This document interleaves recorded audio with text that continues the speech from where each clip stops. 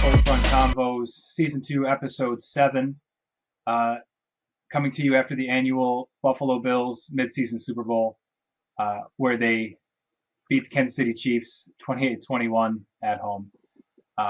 So for all the Nick Wright fans who don't watch our podcast, get fucked. So that's an interesting game, a game that, considering how well I felt like the Bills defense played, and how, minus a couple of bad drives and right after the first touchdown drive, I felt like the offense played pretty well as well. But to have Patrick Mahomes have a chance at the end was insane to me, given how bad of a game I felt like the Chiefs played. But glad to take a win away from it, obviously. Yeah, it didn't really make any It sense to goes me. back to us like not being able to. Nope, go ahead. Delete. Go ahead, Goose. Nope, it's okay.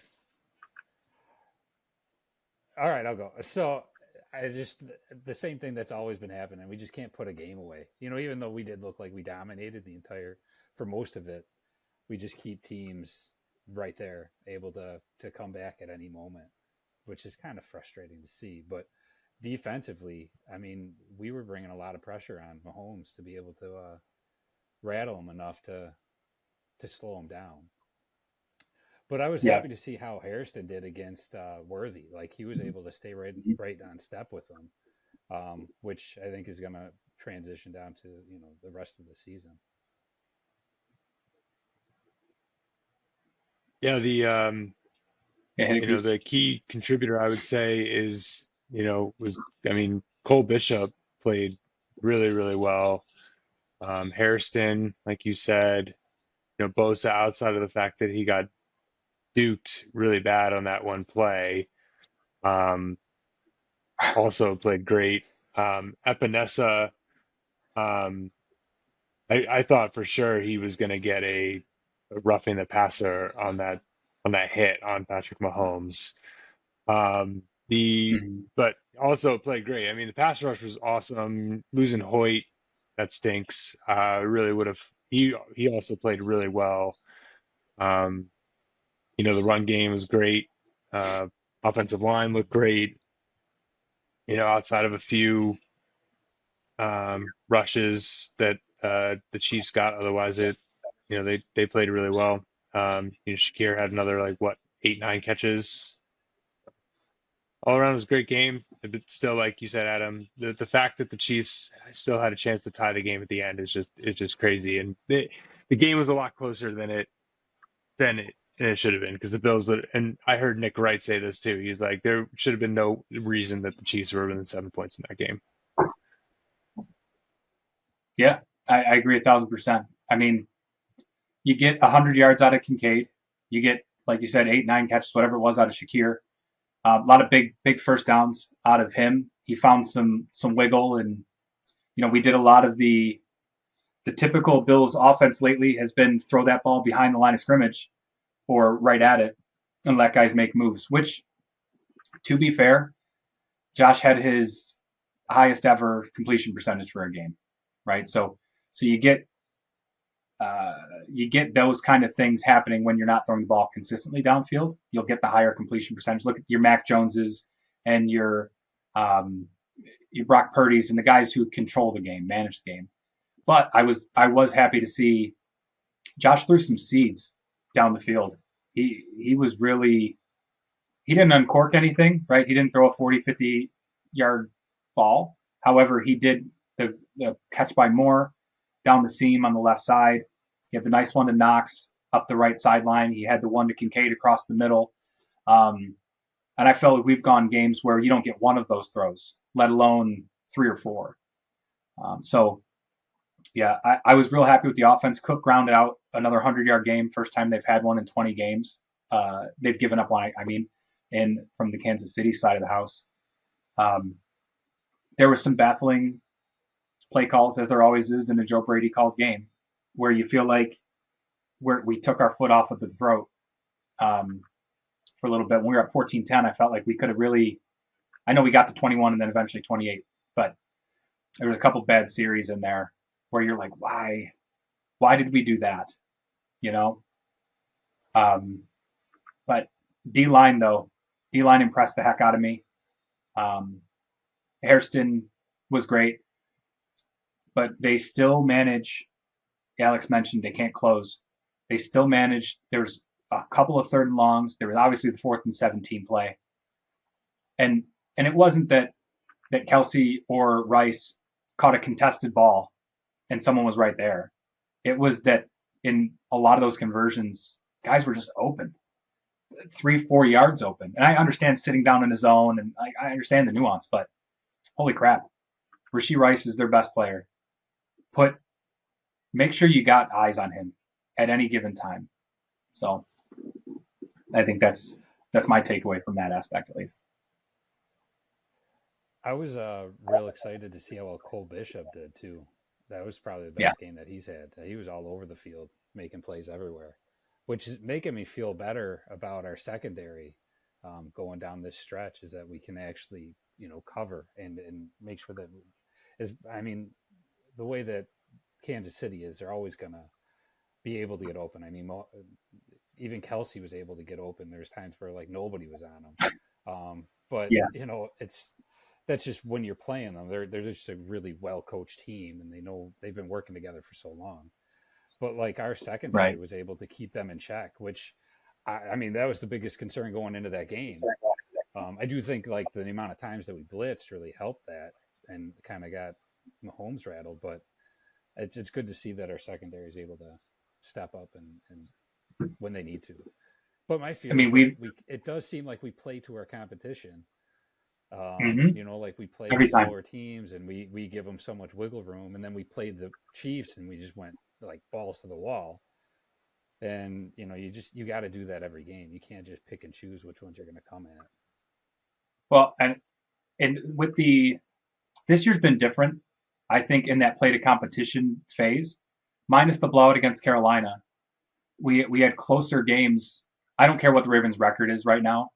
They're as beat up as any team out there. I mean, look at the guys. There was I think it was 2 weeks after the Bills game, the list of the injury report was essentially an all-pro team. So there's that. But you got against the Saints and against we didn't play to our potential against the Patriots, in my opinion. Though the Patriots played well, we didn't, and we lost by 4 or 3 field goal. What I will say though is it used to be that, we might be slow in the first quarter, slow start, maybe first half even, but then we beat the brakes off people on the back end. And how many times did you see the Bills would win by more than 10? I think there was a stat out there last year at some point that was like, of our wins over the 2 previous seasons, I think 90% of them were more than 10-point wins. Because they'd eventually open it up against them late. And they did that against Carolina. They had the chance to do it against the Chiefs and didn't pull through. Missed field goal from Prater was, the announcer jinx happens in that circumstance. Oh, he's automatic from 50 plus. Oh, he's the best, literally the best ever statistically from 50 plus. Dong off the fucking upright. So that's a thing. But this week you got the Dolphins coming in, or we're going to the Dolphins, excuse me, going to Miami against a team who's undermanned. They're dinged up, but they're just not as talented. Tua's been throwing the ball to, he's 2-1 touchdowns to interceptions right now. I think he's like 16 or 17-9. Tyreek's gone, so you really only have Waddle from a receiver standpoint. That's a dangerous player. Achan's good. He's got 600 rushing yards. He's a solid guy. He's dangerous out of the backfield. But like, I just want Buffalo to stomp a mud hole in this team. Knowing we have Tampa Bay next week, let's have a real solid, 34-13 type of just smackdown. That's what I'm really hoping to see coming out of that. And Josh owns the Dolphins. He's 14-2 career against them. So I'm really keeping my fingers crossed that that's going to be the case this coming week. Yeah, I'm just you wonder, we've all talked about how good Cole Bishop's been, was this past week. You wonder if it's different because him and Rapp are very, very similar players. You wonder if he Hmm. has a little more freedom to with Poyer in there, because they're kind of a little bit different style safeties, whereas Poyer is kind of more, play the run and in that scenario, and Rap kind of is the same type of player in of where he flies around as like Bishop. So it's kind of Yeah, you don't want two of those guys. You want one of those that flies around, and you want another one that's kind of like more solid in that scenario. So you wonder if Rap is just more comfortable playing with Poyer than he is when he plays with Rap. Again, we only have one game sample size, but it'll be interesting going forward the next couple games to see that back end with Bishop in particular and Poyer, with the other corners.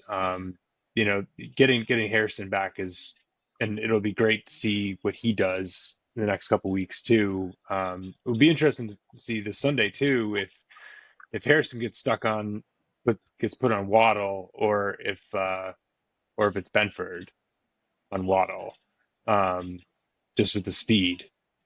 And it'll even be more interesting next week with the Bucks, with Ibuka coming in. yeah. I really like that take actually. I think I like your point in the veteran presence and different play styles. And I think Poyer can read a defense probably faster and more consistently than Rapp can. And I think that would maybe free up Bishop to think less in a sense pre-snap. To have the idea that Poyer's going to help direct him where he needs to be if he's not, as opposed to Rapp, though he's good and he's been in the league for 5 years maybe at this point. Um, he's not. He doesn't have Poyer's capability or IQ. I think, especially now with that Guardian cap on. But I think that probably frees Bishop up. Go look at 3 podcasts ago though. Mitchell talking about how we needed to move on from Bishop. Mitchell's Mr. Rash decision, but move on from Bishop, get rid of DeMar, which on the IR we don't have to worry about him. But he had a hell of a game. I can't give him enough flowers for how many balls that went our way from a deflection or pass breakup type of standpoint that usually don't against Kansas City. So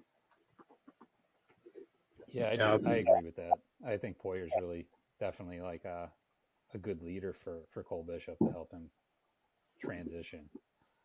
yeah. We've been But playing a lot of this man week, I'm anyway. concerned about our injuries. Oh yeah. We've been playing a lot of man anyway this year. But I'm interested to see, with Hairston coming in, if they start playing more man, even more so than zone going forward. Because it seemed outside of the fourth down play, they were playing a lot of man coverage against Kansas City. The fourth down play, they were playing the zone, and you're obviously just playing at the sticks to try and keep everything in front of you, and obviously that didn't happen. But um, it- you know, they they're a better man coverage team than they are zone team at this point. And if they can keep the pass rush going, then they actually have a um, you know solid defense at this point. If they can get the pass rush, and if the guys only have to hold cover for 2-3 seconds, that's what you want with man coverage, and you're going to look like a legitimate secondary, like that you have a legitimate secondary. If you can't get there in the 2 or 3 seconds, then you're toast in the man coverage. So it'd be Yeah, interesting to see going forward. and we don't play anybody. We don't play anybody in the AFC side of the house, in my opinion, because I don't think the Bengals will be there. That has 2 studs in the wide receiving core right now. Um, in my opinion, I mean, if you count Worthy and Rashee Rice, okay, like I could understand that one, but I can't think of another team Keenan Allen and Quentin Johnson, but I think Allen's over the hill for the Chargers. He's good, but he's not what he was 4 years ago, you know. Lad McConkey. No. And then I would pick Lad McConkey first Yeah, over. I could give you McConkey. Yeah, all right. I didn't think The of other him. the other one to think about But is shoot, in the Colts. You know, the Colts have two. I mean, I wouldn't call them like top tier, but I mean, their receivers are pretty solid too. So I mean, Downs isn't the right one to say. Pierce, and they also have I don't know why I can't think of his name. He's actually their best receiver. Um, Not Phillips. Pittman. Thank you. I knew it started with P. Pittman. Pierre got Yeah. down. So they're the team. Yeah. Okay. You know, So yeah. no, go ahead. Sorry. No, you're good. Good. I'm done. That's fair. The Colts are. I didn't think of them because I think more Jonathan Taylor when I think of the Colts. But that's a very fair draw or pull on them. But in my stake with the Benford's still younger. It's his 4th year maybe now in the league. Obviously Hairston's a rookie, and they're both man guys, and it's easier in the league as a younger corner to play man than it is to play zone. There's so much nuance of guys running in and out of zone, and so many reads and all that kind of stuff that I think, to Goose's point, if you got some guys who can run a solid man defense, let Bernard and healthy Milano worry about the Travis Kelce's or the the strong tight ends of the world, or pass catching tight ends of the world. We should be able to dominate like we have done in the past up until the playoffs. We should be able to dominate as a defense. And if Cook is grinding out the yards that he's been, I think we're not that was the missing link necessarily, but we just couldn't make a play last year when we needed to against Kansas City. There were a couple of scenarios when that was the case, but yeah, hit me, Goose. Go for it. One other thing to take into consideration is Taron Johnson didn't play on Sunday. So it's only going to get it. You know, it could only really get better, really, if you have him out there too. You know, in the secondary. I just kind of thought about that. And Cam Lewis was the one that played for him, right? Was it Cam Yeah, Lewis? Cam Lewis played. Yeah, Derek Ingram was Ingram was in the game at some points too, I think. Yeah. But Cam Lewis did a pretty decent job. I mean, you don't hear his name getting called that often, but he was able to stay in coverage. Well, I don't remember him getting burned. No. But this week, isn't Benford questionable? And Taron Johnson is questionable. Was Benford illness or was it an injury? I thought it was, man. Groin. It was Benford's groin. So is Taron Johnson groin. Yeah. Epinesa's out with a concussion, and so is Shaq Thompson. Yeah. So that could be tough. Yeah, we just got to bank on the fact that we have their number, so to speak. You know, Tua went out there last week and looked like Tua from 3 years ago or whatever when he led the league in passing. Granted, they weren't playing somebody, but not really. But it's just one of those, like, if we can get home on the pass rush, which sucks that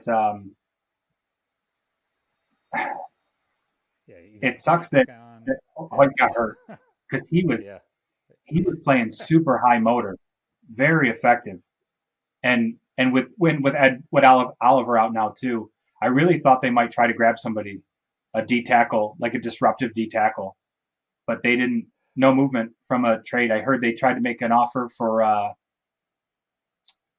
Now I don't know. This isn't one of Mitchell's Facebook posts. I saw something from one of like the Bills beat writers that they had made an offer for Olave, but didn't. But they didn't move him anywhere.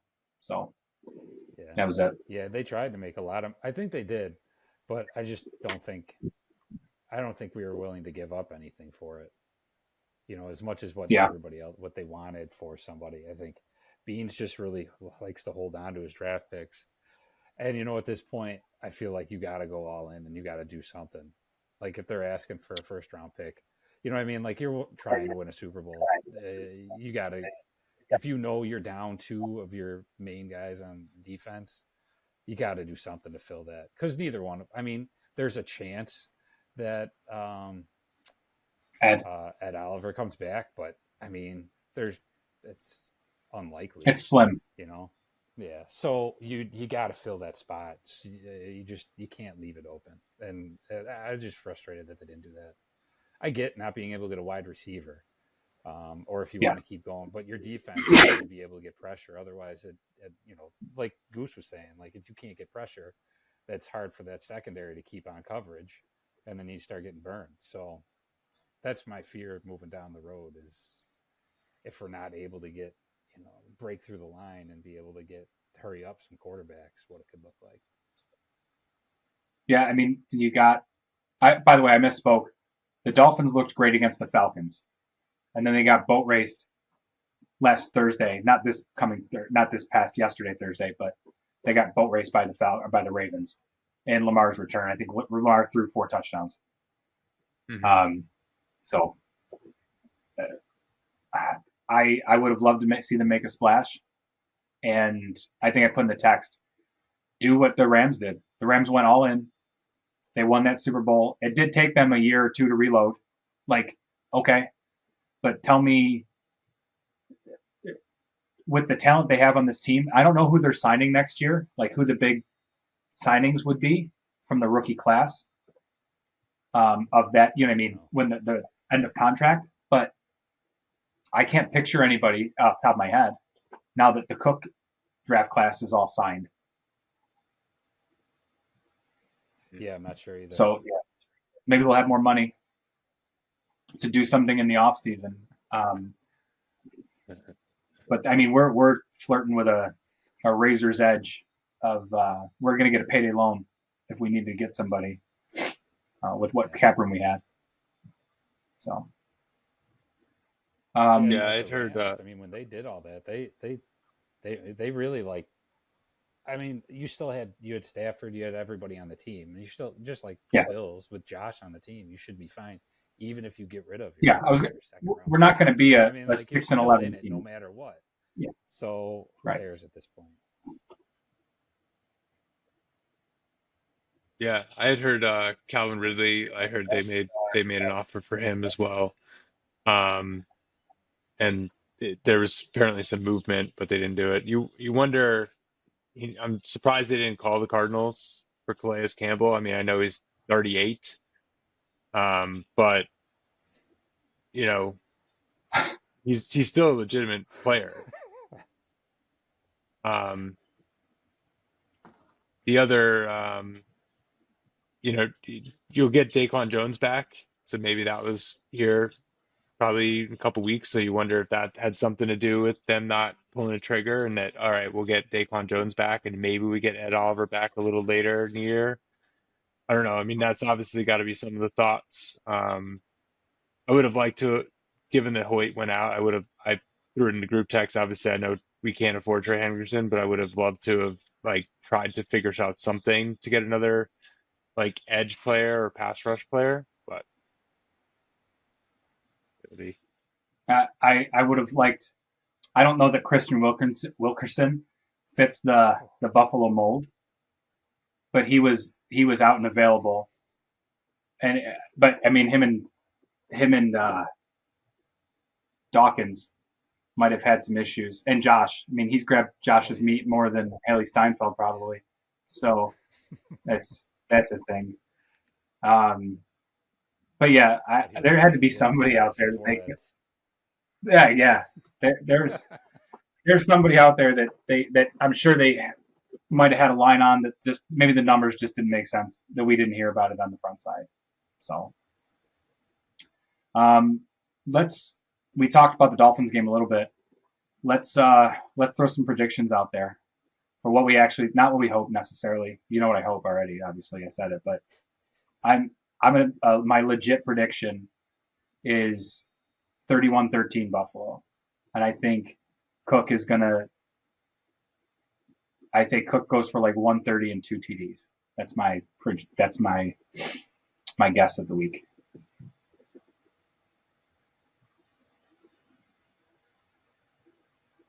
Go ahead, Goose. Oh, okay. You're gonna let me go. I was gonna just let you go, and then when you finished, I would just go. I'm actually in the same kind of ballpark as you, Adam, with that. The score actually is kind of almost like the same thing. But I'll change it a little bit. I'll go 33-14, and I also agree that Cook is gonna have a big game as well. Nice. I was going to say the same thing there, Goose. I was going to go 32-14. But I think we're going to try and slow it down by using Cook as much as we can, just to keep him keep the offense off the field. For my I think. Go ahead. Sorry, Alex. No, that's it. I'm done. I was going to say I think even with Cook grinding out the yards, he's gotten so many more chunk plays, I feel like, this year than he did last year even. Now, he had some long runs last year. He definitely had some highlight reel stuff.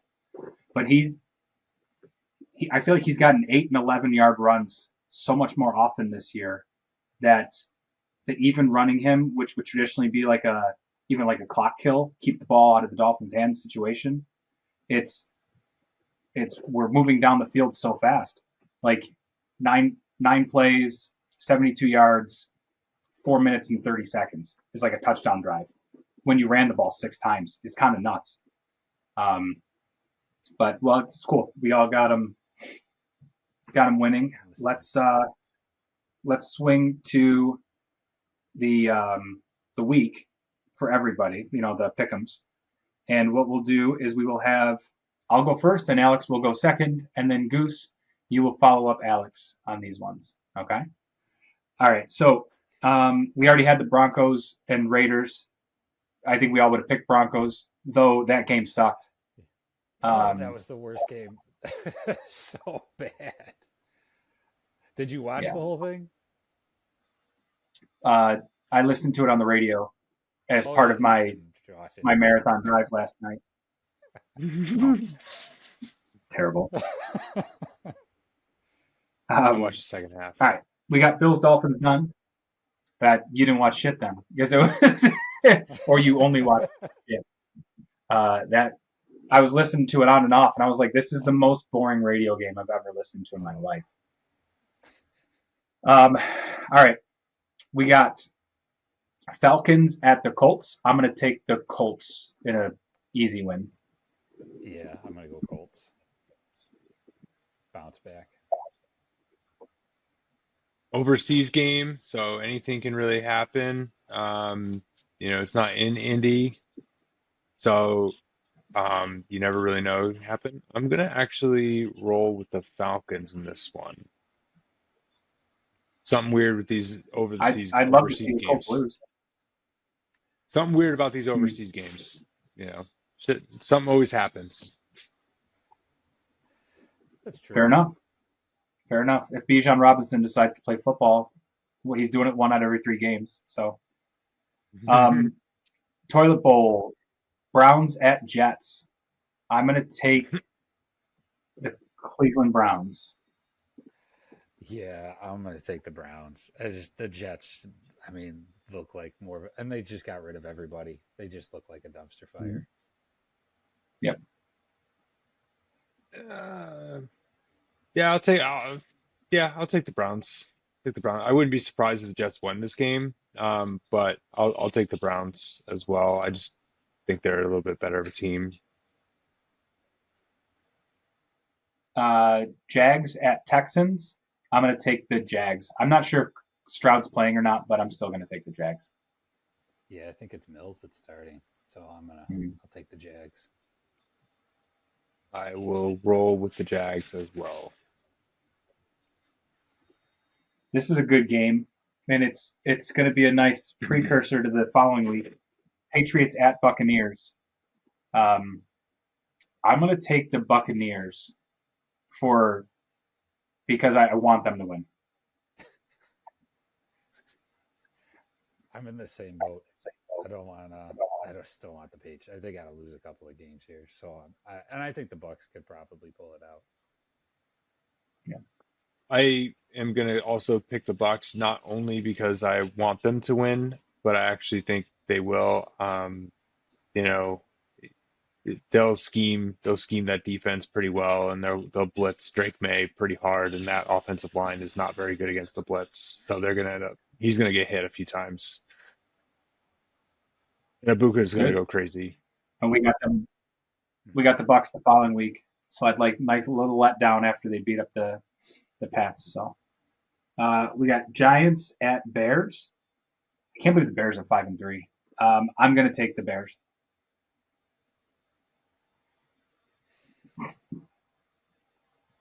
I don't know. I could see the Giants winning this one. I might take the Giants in this game. I got you. Yeah. Yeah. I'll take the Giants. The last couple weeks they've had a couple tough games. So I think they come through on this one. Got you. Ravens at Vikings. Lamar's back, and so is a handful of other guys that missed over the last few weeks. I'm going to take the Ravens on the road. Yeah. I'm going to go Ravens as well. I will take the Ravens as well. However, if they lose this game, it'll be very interesting to see what happens because they're still being projected on ESPN Bet and all the betting platforms to actually win the AFC North where they are. So it'll be interesting to see what happens if they lose this game. Yeah, they had a tough start to their schedule, and then for Lamar to be hurt and them to underperform, their back half's much easier, so they can make a run if Pittsburgh sucks. Definitely. So, next one, Saints at Panthers. Panthers decided to be world beaters last week after got their teeth kicked in by the Bills. I'm going to take the Panthers. I don't know that I can pick the Saints at any point this year. No, yeah, the Saints. I can't pick them either. I got to go with the Panthers. Yeah, Panthers. Perfect. Cardinals at Seahawks. I think I'm going to buy a Jackson Smith and Jigba jersey. I'm fairly positive I'm going to. Might be a Christmas gift to myself. But I'm going to get like one of those like Nike Vapor ones. You know what I mean? Something obnoxious. But I'm going to go with the Seahawks. Same. They looked pretty good last week. Mm-hmm. Yeah, they do look pretty good. The Cardinals offense looked better with Brissett in, and he's starting again. So it'll be interesting to see how that goes. But I think Seattle is just too good in this case. So Jackson Smith and Jigba too. He's just so good. It's incredible watching him play receiver. So easy. Yeah, he's one of those. He's one of those weird number ones that are like everything's effortless.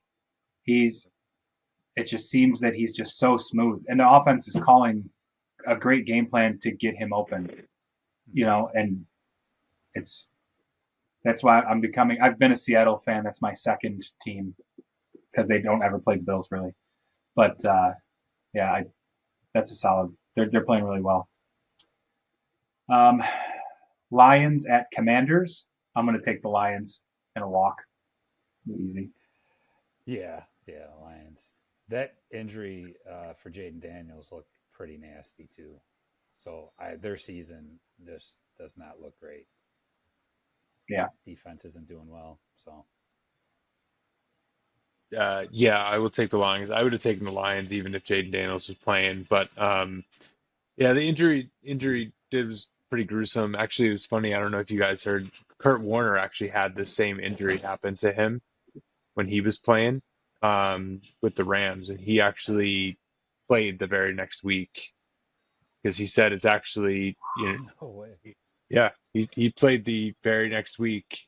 He said there was some some things that you had to deal with, but like, down in the red zone, he might have gotten taken out and stuff like that because there's more chances of getting hit down there. But he said that he played the following week and played the remainder of the season after that happened. He said now him and Jaden are very different quarterbacks, but and their game plan would have to completely change. I did just see that Jaden Daniels didn't.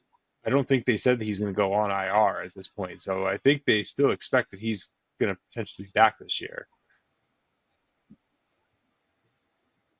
Yeah, that's true. They didn't IR him. I saw that on ESPN headlines, which is crazy because that thing looked like his arm kind of got torn off. Yeah. So pass. Good game in the NFC South, NFC West. I don't remember now. Rams at 49ers.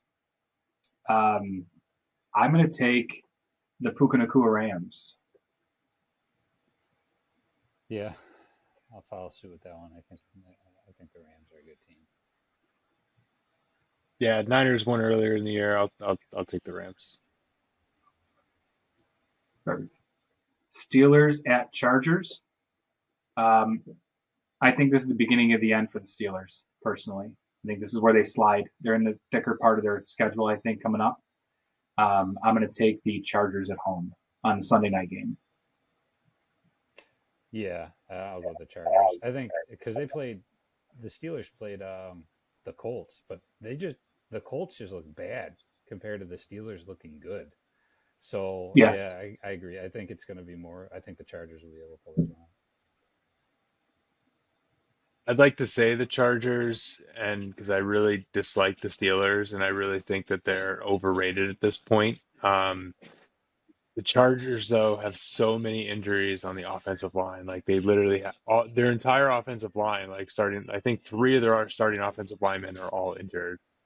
Like Joe Alt just got injured again last week. One of their other starting guards and other tackles got injured. So I mean, it. If you have to give the Steelers anything as far as their actual that they're good at, their defensive line is where that is. So I'm going to say the Chargers only because I want the Chargers to win, but I wouldn't be surprised if the Steelers win this one. Yeah, I don't think you're wrong with the Colts call. I feel like the Colts looked like the Bills did against the Patriots. They were doing everything they can to get it in their own way. The penalties, there was turnovers in that game. They just weren't cohesive. They weren't doing their own. And that's the game we didn't run Cook the same way they didn't run Taylor. Danny Dimes throws the ball 50 times. Yeah, exactly. Eagles at Packers. I don't know what to think of the Packers. Their 2 losses and their tie were just horrific football. And their 5 wins, I think 4 of them were like, these guys are the best. I'm going to take the Eagles because I'm just so unsure of what the Packers really are. Yeah, I'm going to go with the Eagles too. There was a stat about Micah Parsons. Like he hardly got any pressure in their last game. So I don't know what's going on with him, and like if they just are double covering him, I don't know. But it's shocking that he wasn't able to get any pressure on during the game. Yeah, I'm gonna take the Packers, just simply because I obviously had the bold prediction that the Eagles were gonna collapse, and I still think it can happen, but I think the Packers are actually a better team. I think AJ Brown's gonna blow this thing up, blow this up in Philly. So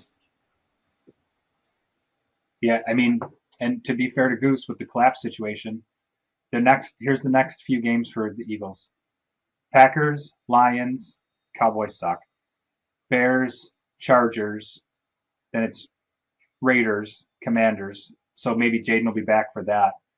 Then the Bills, and then the Commanders again. So there's opportunity for them to lose 4 or 5 games out of the next 9. But if they feed Saquon the ball, which they haven't done in the couple games that they lost. It's weird the shift in the NFL lately. To me, 2 years ago you couldn't. There was a couple teams that had solid running backs that you fed and they'd win some games, but it's like all the better teams now, you have to have a guy getting 80 to 100 yards every week on the ground. Where I felt like 2-3 years ago, if your running back got you 60, you're like, all right, great, because we're throwing the ball 36 times a game. So weird. So, all right, that wraps up our pick'ems. Let's see. We had John Wick 2 on our movie situation. Did you guys have a chance to check that one out? I did. Perfection. I picked it. So let's let Alex kick us off due to time constraints on Goose's internet. Go ahead. It was a good movie. It's one of those you can just kind of have it on, and you don't really have to follow the storyline too much. You did, I know that we talked about if you needed to watch the first one to kind of understand what was going on. I mean, it's just all action, but it did help if you had watched the first one to kind of understand the storyline a little bit more as to like what was going on and why he wasn't, looking to get back involved in something. So. But it was fun to watch. It's a lot of action nonstop, and Keanu Reeves does a lot of his own stunts in those movies too. So it's kind of cool to see the some of the background stuff if you look into it. But I'd probably give it 7.5. Sweet. So I agree with part of what Alex was saying is that, it could have been helpful to see the beginning. You probably don't need to, but see the first one just to kind of, which obviously I could have done, but just to kind of have some background as to what was happening. I mean, to me, this is a lesser version of like Jason Bourne, like the Bourne series, like which I would prefer over this. It's kind of like that same type of situation. I dislike while it's cool that he does a lot of his own stunts, Keanu Reeves to me is not one of my favorite actors. I think the way he acts is actually pretty terrible. And we saw it a few times in the movie here. So not my favorite movie. Probably, and probably one of the reasons why I had never tried watching the John Wick series. The action was cool. But also why I never watched any of the Matrix movies either, just simply because it just not there. So it would be something that if it was on, I'd probably watch again, but I wouldn't go out of my way. So I'll probably just give it like a 6.5. Gotcha. Well, after that ringing endorsement, I won't pick John Wick 3 my next time up. I don't mind Keanu Reeves. I think he's solid. He'll always be Shane Falco first in my head, but I thought it was a good movie. I like the action. I definitely do get the Bourne parallel. It's the same kind of situation, where one guy can walk in and kill 10 people with a pencil. So, but I liked it. I'm gonna watch 3. I haven't seen that yet either, obviously. I'm going to watch 3 here in the nearest future. I have a couple more flights, government shutdown, hooray, to deal with, but I'll deal with that. So yeah, that's what it is. I'm going to give it a 7-8 for me. But it's not mindless, but it's like you said, it's almost mindless, right? I can follow it. If I get a text message, I can text and then look up and not miss a ton, So anyways, that's my take. Who was next for the pick? I think it's me that's next. Hit us up. So I had a couple different choices that I was going, but I think I'm going to go a little bit older, not too old. But and I'm sure you guys have probably seen it, but Casino. It's a good one. Have you ever seen it? Classic. Yeah. I think it's free on like Tubi or something if you want to watch it there. It'd be free at the library. But that's But I was debating Casino's a really good one. the newer Happy Gilmore, and I thought we'd go Casino. Yeah, Mitchell will like Casino too. That's good. I didn't mention him yet, by the way. As you can tell, the screen's a little lighter on your viewing end. You might be able to hold your phone a little bit better. Not quite as heavy with Mitchell off the screen at the moment. So we'll find out if you watch this, because I'm sure I'll get a comment. But that all being said, we miss him. We love him. To watch. Yeah, that'll be. He's not gonna be thrilled, but it is what it is. So, anything going on in your guys' worlds you want to talk about before we wrap this one up? No, I got nothing. Got to go to hockey tomorrow. That's about it. Nothing crazy. Nice. How was your birthday celebration? I spent, as you guys know, I spent yesterday from 3:30 p.m. until today at 1 p.m. in the car due to the government shutdown. My flights were canceled and couldn't get a rebooking, and so I drove from Northwest Arkansas to Buffalo, New York. It's about 1,140 miles ish. So it was awesome. I listened to a terrible football game. I listened to some podcasts. I caught up on that. I nursed a Red Bull for like 8 hours. So that was fun. But I got home today, and Felicia decorated. She decorates for everyone's birthday. She puts up all kinds of stuff. And mine was done in Fallout theme, which was cool.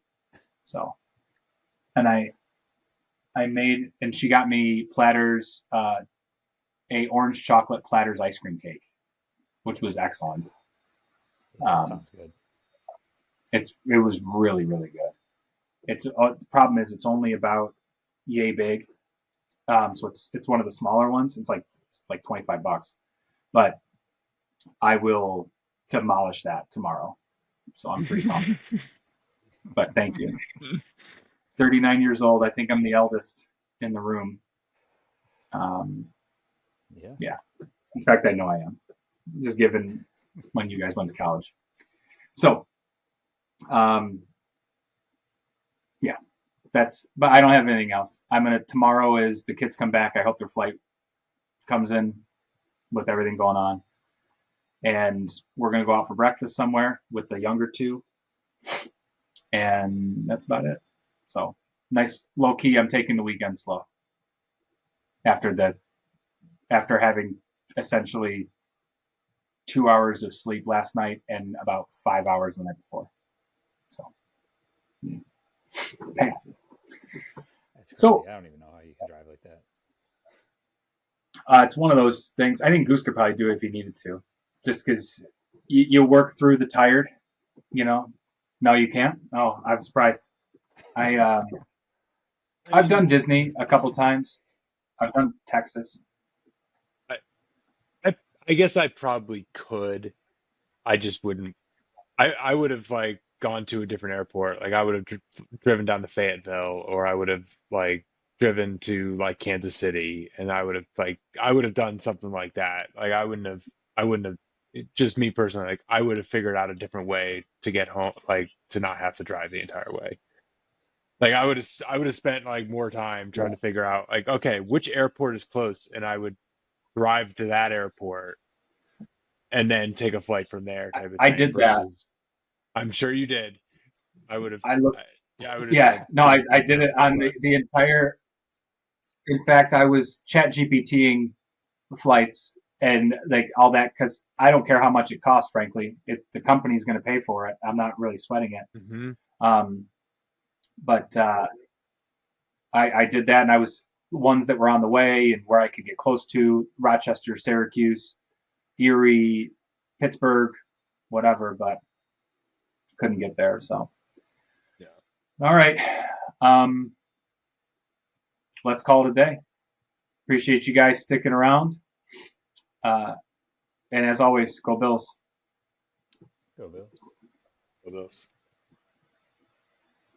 Ah.